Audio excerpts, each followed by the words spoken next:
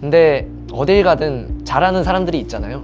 뭘 하든 간에 이제 왜 나는 안 될까 하면서 자꾸 남들이랑 비교하게 되고 흔히 말하는 슬럼프라는 벽에 부딪힌 거죠. 아주 단순한 건데 제가 생각하고 있는 모든 걸 꿰뚫고 있는 간단한 거였습니다. 안녕하세요. 18살부터 지금까지 7년 동안 태고의 달인이라는 리듬 게임을 플레이하고 있는 김상현입니다. 태고의 달인은 일본 국민 게임입니다. 한국에선 펌프가 대중적인 게임이잖아요. 이제 일본에서는 태고의 달인이라는 리듬 게임을 남녀노소가 즐기고 있어요. 오락실에 있는 게임기가 대표적이고 플레이스테이션, 닌텐도 스위치 등등 여러 가지 게임으로도 존재합니다.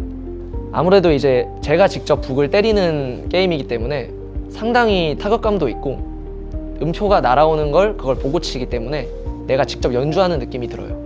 이 부분이 저는 상당히 매력적으로 느껴졌습니다.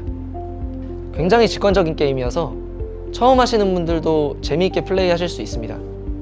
하나의 악기라고 생각하고 플레이하시면은 남한테 보여지는 모습도 굉장히 멋있고요.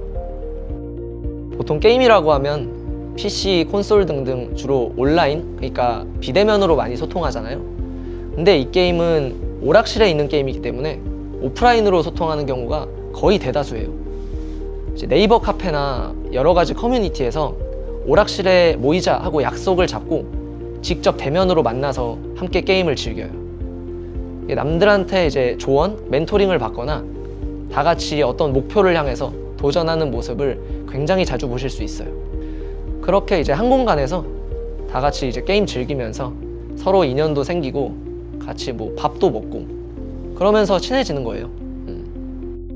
그렇게 이제 마음이 맞는 사람들끼리 모이면은 주기적으로 정모라고 하죠. 주기적으로 정기 모임도 하고 더더욱 이렇게 깊은 연을 만들어 가는 거죠.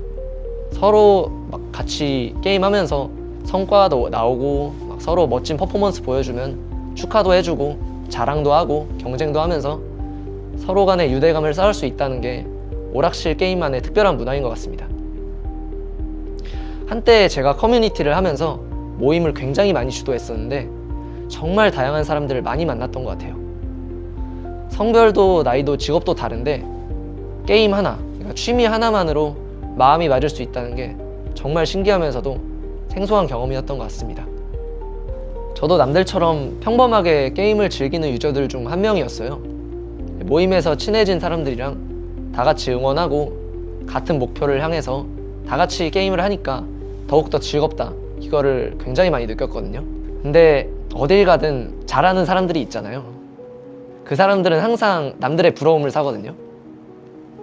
그분들이 이제 엄청나게 빨리 성장을 하고 매일매일 좋은 성과를 보여주면은 박수 쳐주고 정말 대단하다, 너 잘한다 이렇게 말을 하는데 속으로는 마음이 복잡해지죠. 왜냐하면 시간이 지날수록 저랑 그 사람들이랑 실력 차이가 점점 더 커졌거든요.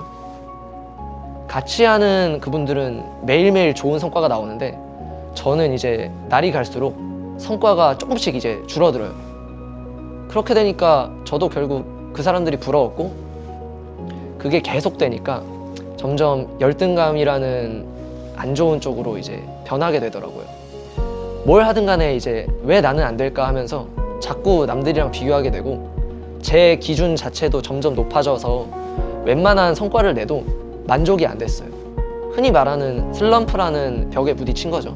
근데 이게 저한테는 더 어렵게 느껴졌던 게 저는 롤모델이나 멘토가 없었어요.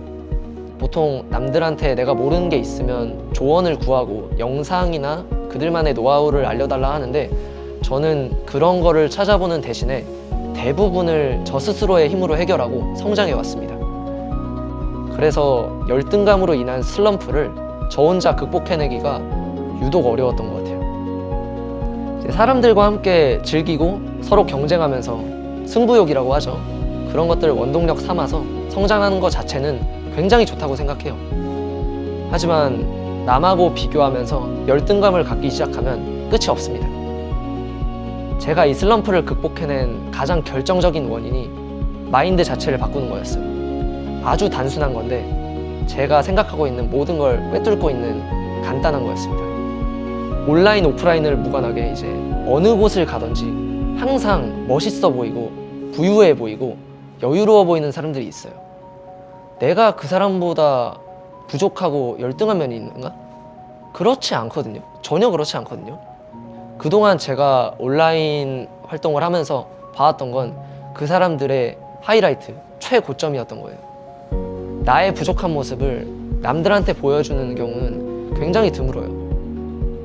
당장 저만 봐도 내가 못하는 것들을 남한테 보여주고 싶지 않거든요. 내가 잘했던 것들만 남한테 보여주고 싶지. 그 사람들도 이제 저처럼 고난과 역경을 디디면서 성과를 낸 거잖아요. 저도 이제 좋은 성과만 보여주려 했었고요. 너무 간단하고 당연한 건데 그거를 간과하고 있었어요. 아예 모르고 있었던 거죠. 자신에 대한 기준을 너무 타이트하게 잡으면 스트레스를 굉장히 많이 받습니다. 그게 지속되면은 이제 사람의 마음도 망가지고 긍정적으로 보이던 것도 부정적으로 보이게 되고 잘못된 악의 이제 굴레에 계속 갇힐 수 있는 거죠.